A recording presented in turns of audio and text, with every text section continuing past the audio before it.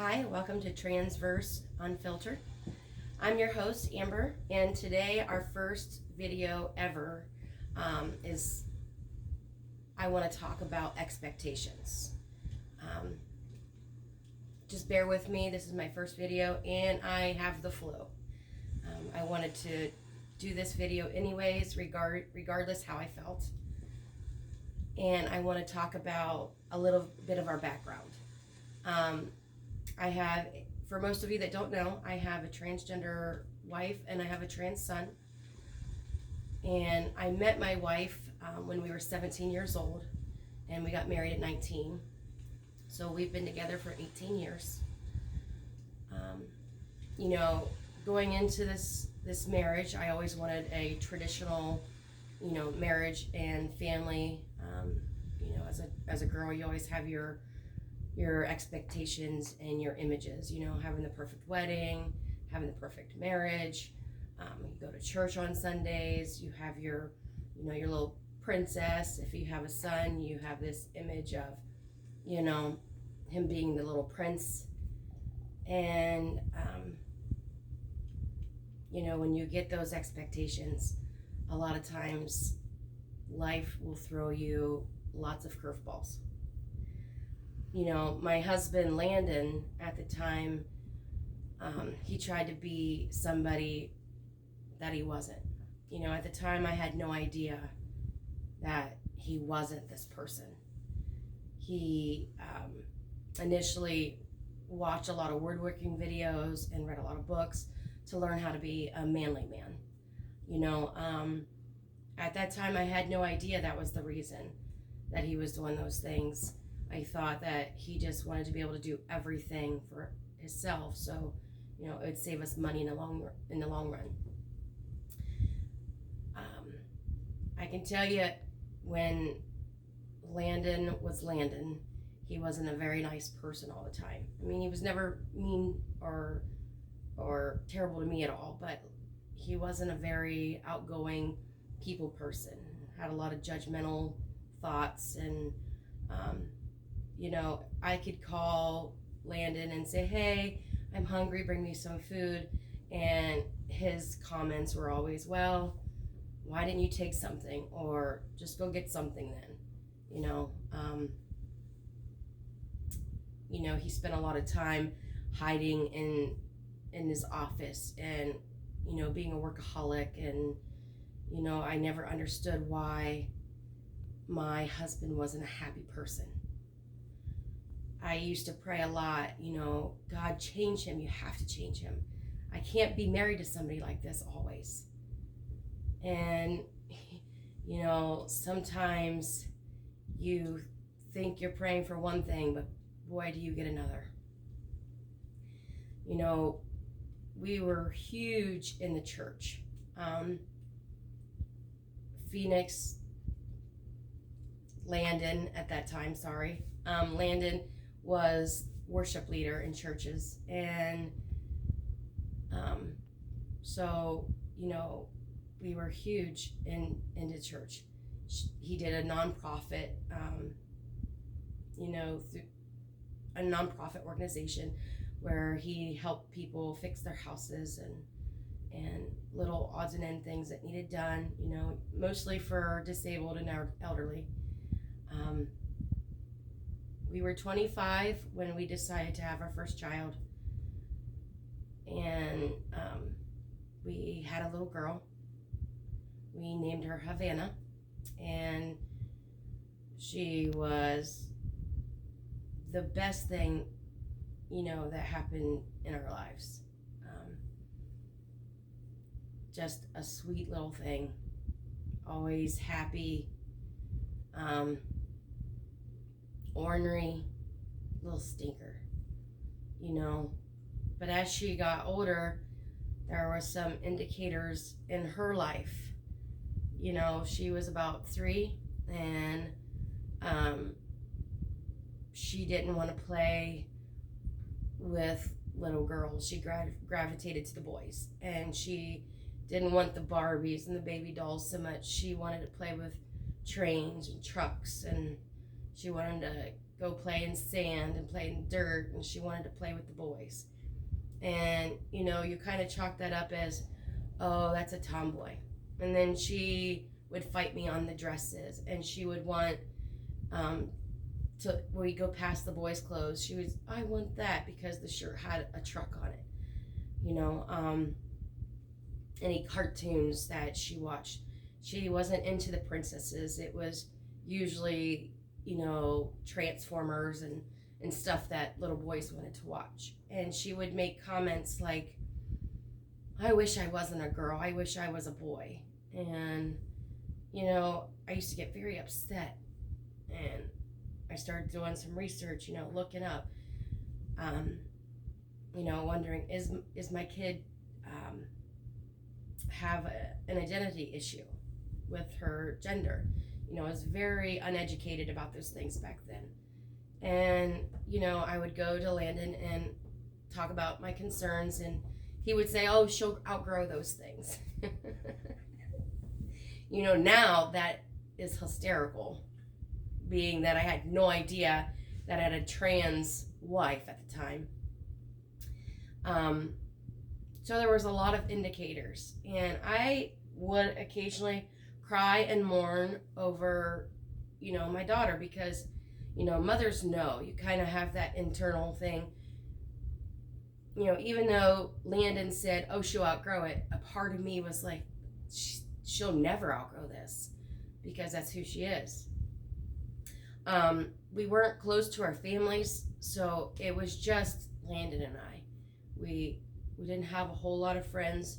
The friends that we did have, usually it was around church, and only church functions, you know, or, you know, what Landon could do for them, because he was so smart and rounded when it came to being able to fix things. You know, at that time, Landon didn't talk to any of his family at all, except talk to his mother occasionally. And my family is not very big at all. I don't talk to my dad's side, really. And my mom, I do speak with her, but I'm not close with my siblings. And, you know, my mom's side of the family is more like, we live so far apart that we see each other on holidays. So when it came to having a child, we knew that our support would only be Landon and I. So that is the intro about, you know, a little bit of our background. But I want to go into the tipping point. You know, in 2017, we went on our first family vacation, and we were pretty excited. You know, Landon did a little bit with us, but he spent a lot of time in the room. And, you know, his excuse was, I don't want to be in the sun, because, you know, he was told by a doctor that, you know, he's susceptible to skin cancer. So, okay, whatever. He's always been like that. He would occasionally go swimming with us, but he did spend a lot of time in our room. And I didn't understand that. And toward the end of our vacation, we did some shopping. We took a long walk on the beach, just him and I. And he said that, you know, he has been reflecting on his life, and he doesn't want to be a mean, miserable person anymore. And he said, whatever that means, I don't know exactly what that means, but it has to change. It can't be like this anymore. And I said, okay. You know, it's the first time I ever heard him say that he was miserable. And I said, well, okay, this must, you know, something's going to change. Something's going to shift. Which I thought, okay, this is going to be good. And, you know, we came home, and I didn't see a difference, actually. I noticed that he spent a lot of time watching TV or going down in his office. And at the time, I had no idea he was doing research about what he was going through.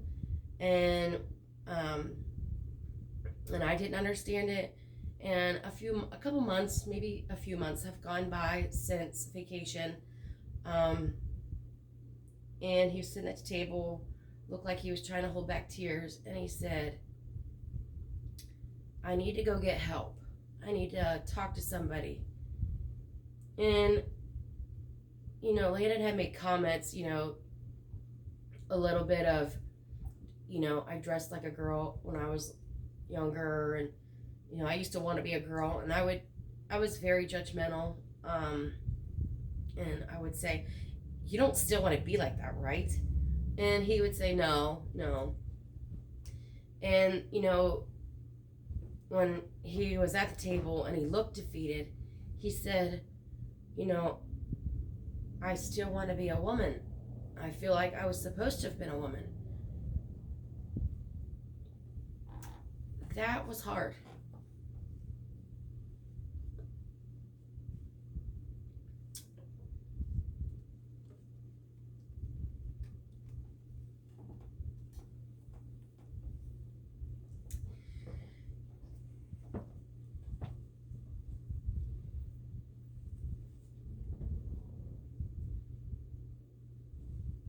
It's been a couple years, almost, and I'll still cry about it.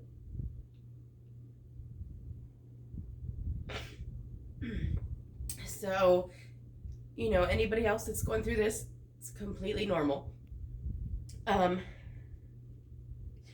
remember after she had told me about this, we were looking up counselors, and we end up, searching separately, and we had both came together, and we had found the same counselor. So Phoenix, I'm sorry, Landon, I'm still talking about Landon had decided to go talk to this person, and in the process, I had said some hurtful things to her because I was angry.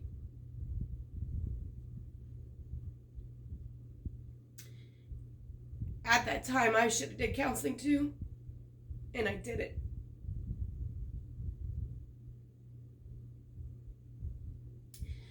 So, anybody who goes through this, I suggest that you don't wait a year and a half like I did.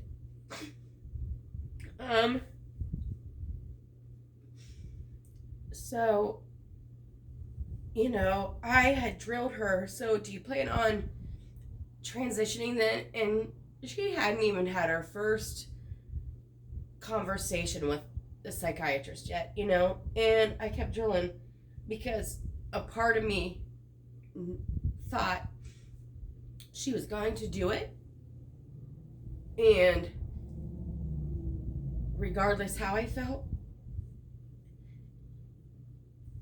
and that she would do it without me, and that I wasn't only losing my husband, I would be losing my marriage. So I spent a lot of time grieving and praying, and I had fasted and prayed.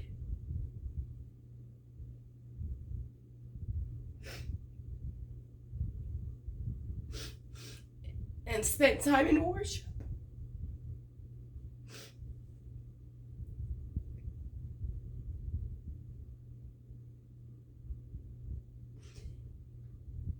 Begging God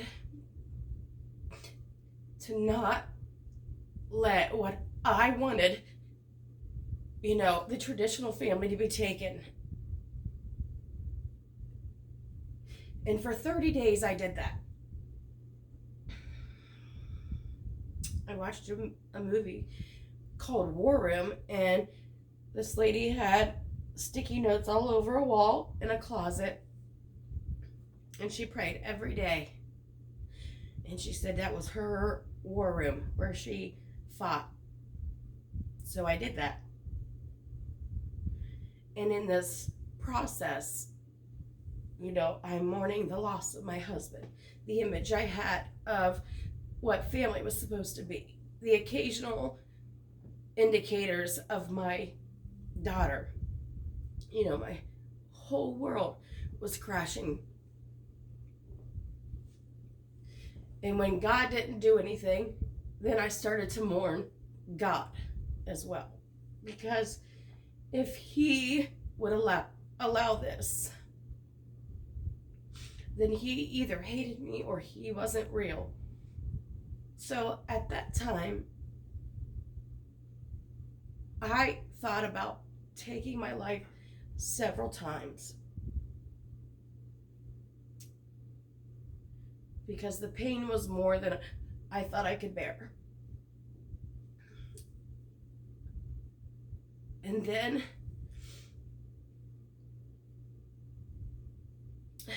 one day I said to Phoenix, you transition. I will stick by you. I'll be there regardless.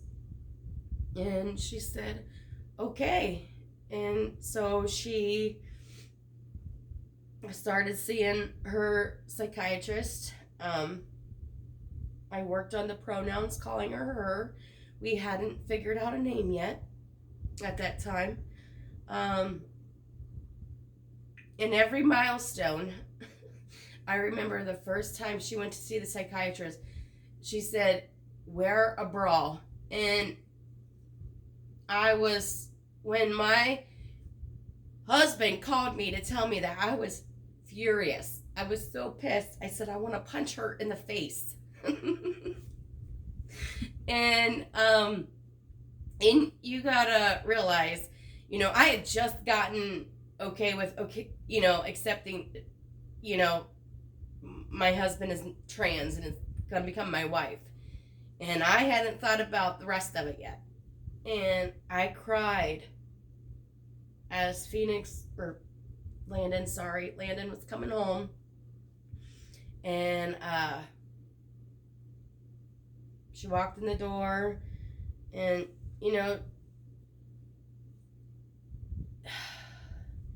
she thought it was a dumb exercise. She didn't understand how it was going to help anyways. She even told the therapist, I don't have any breasts. What's the point of wearing a bra? And she said, just do it. I need to know how you feel when you wear this. And after I cried and processed, it was kind of late. I yelled for Landon. She came in and I said, let's go get some bras. So we went to Walmart. We got her some sports bras, and she wore them that week. And some new emotions came. And I kind of got used to that.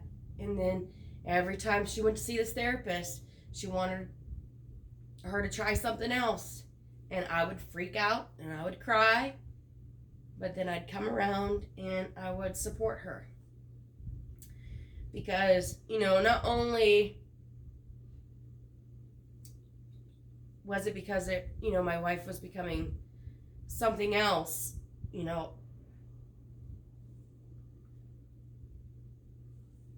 each milestone meant a little more of my husband was dying. So I had to go through that.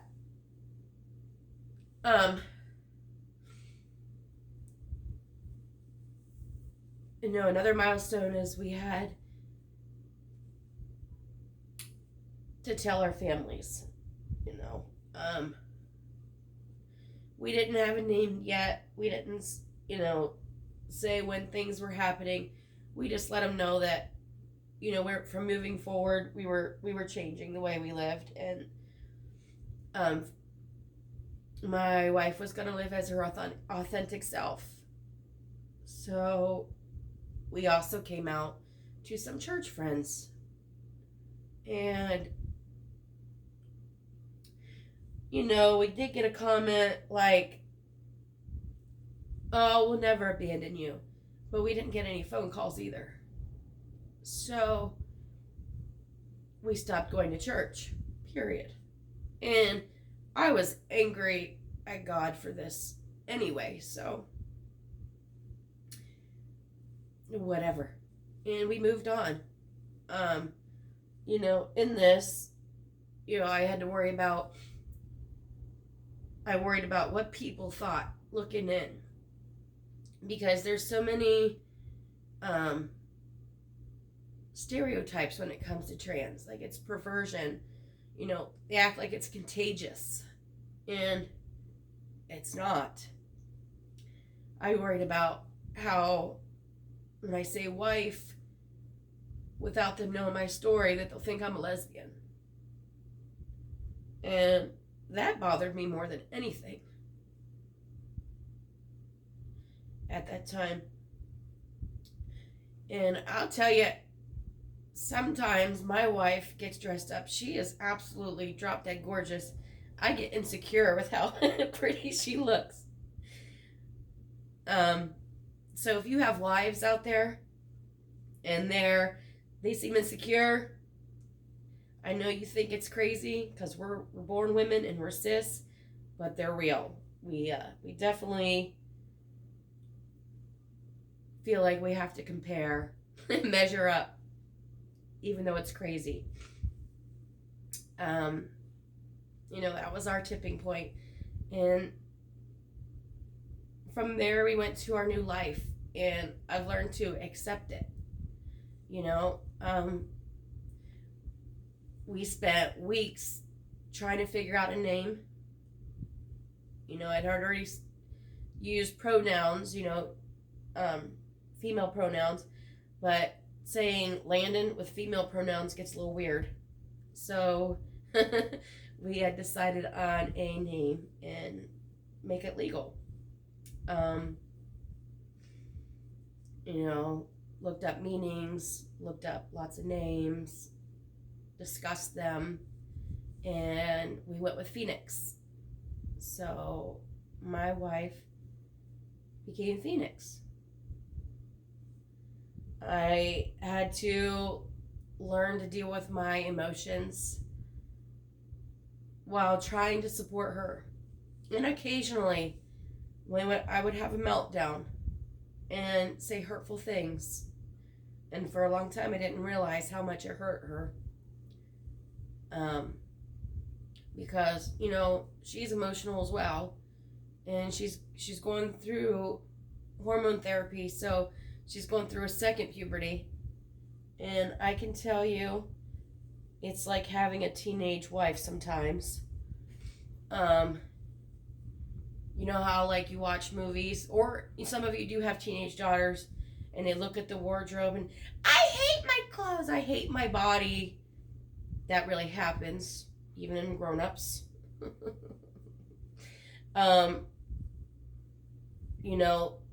Their boobs are sore and they're growing.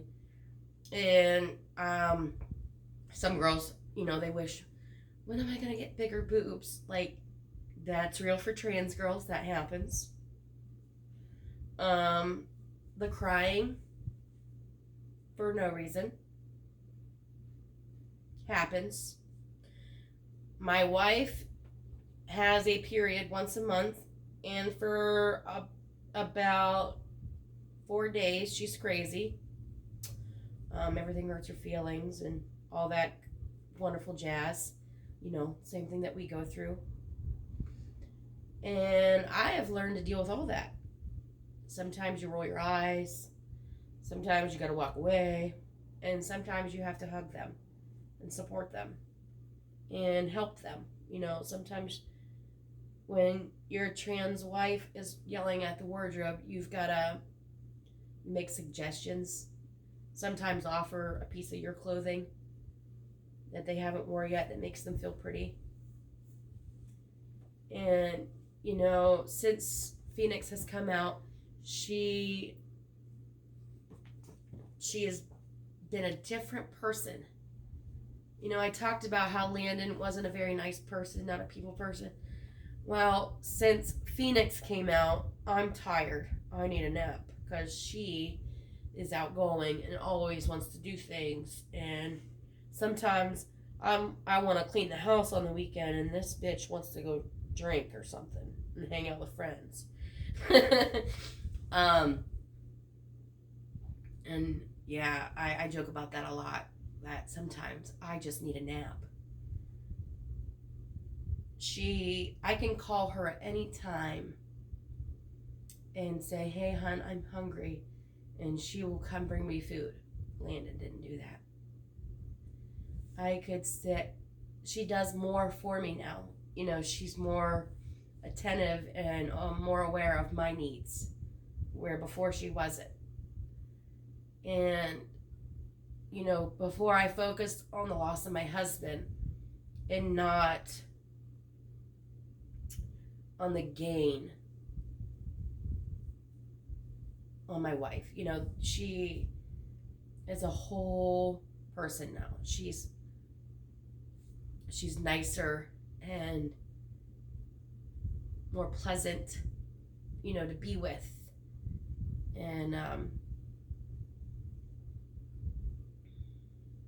I feel like I get a better person. We definitely want to renew our vows. And I feel like I deserve, and she deserves, to wear the wedding dress that she's always wanted.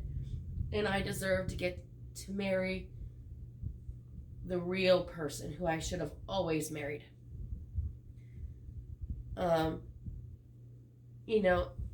In this process, she's also connected with her family again. We've had some Thanksgivings, and we go eat breakfast together, and holidays, and it's been nice. So, with all the losses, a lot more has gained. Here this summer, on Father's Day, my little girl came out into the kitchen and she was crying. And I said, what's wrong? And I had just made her get a shower. And I said, you're not crying over the fact I made you get a shower, are you? And I had to pry it out of her. And she said, yes, because I have to look at my body.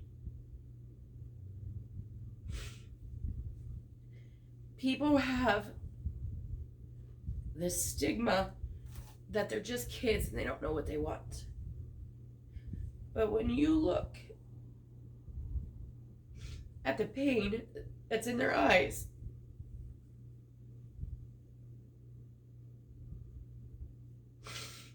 and a 10-year-old tells you that God didn't give me the right parts,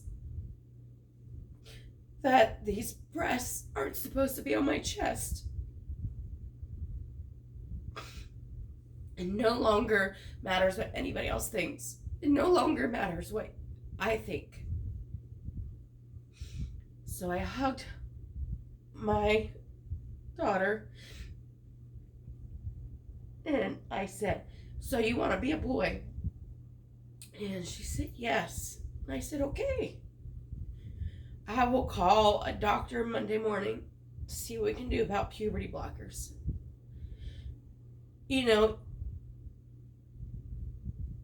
And he stopped crying. He was happy. Because to him, that meant hope. And he wouldn't always have boobs anymore.